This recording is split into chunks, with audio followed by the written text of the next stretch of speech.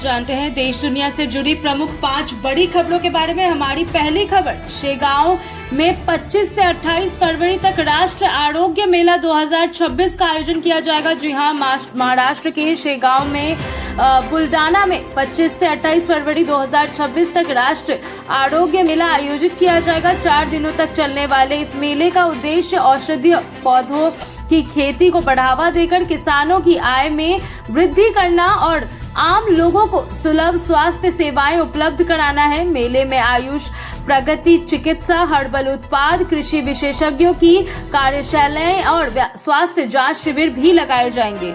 तो वहीं आगे बढ़ते हैं दूसरी खबर की ओर। यूपी के किसानों के लिए कृषि यंत्रों पर सब्सिडी। जी हां, उत्तर प्रदेश सरकार ने होली से पहले किसानों को बड़ा तोहफा देते हुए कृषि यंत्रों पर सब्सिडी के लिए 25 फरवरी से ऑनलाइन बुकिंग शुरू करने की घोषणा की है। यह प्रक्रिया सबमिशन ऑन एग्रीकल्चरल मैन्युफैक्चरिंग योजना के तहत होगी। किसान निर्धारित पोर्टल पर पंजीकरण कर अनुदान का लाभ उठा सकेंगे, जिससे आधुनिक कृषि उपकरणों की खरीदी आसान होगी और उत्पादक बढ़ेंगे। तो वहीं चलते हैं आपको तीसरी खबर की ओर। 25 फरवरी का मौसम अलर्ट। जी हां, मौसम विभाग ने 25 फरवरी को लेकर चेतावनी जारी की है। अगले 24 घंटों में 7 राज्यों में बारिश की संभावना है। कुछ क्षेत्र में 40 किमी प्रति घंटे की रफ्तार से हवाएं चल सकती हैं। इससे किसानों और आम जनजीवन पर असर पड़ने की आशंका है। लोगों को सतर्क रहने और मौसम विभाग के दिशा निर्देश का पालन करने की सलाह दी गई है।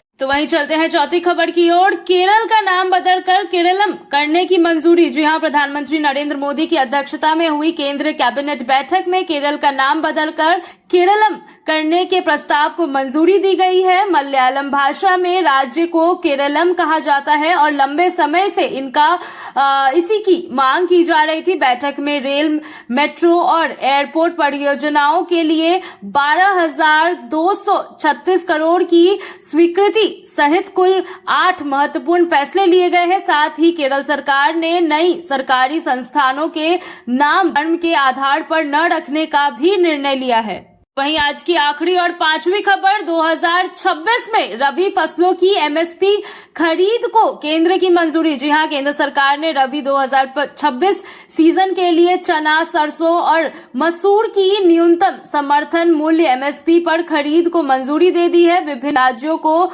उनकी उत्पादन क्षमता के अनुसार खरीद लक्ष्य आवंटित किया जाएगा। इस फैसले से किसानों को उनकी उपजा का उचित मूल्य मिलने और बाजार में कीमतों की स्थिरता बनाए रखने में मदद मिलेगी।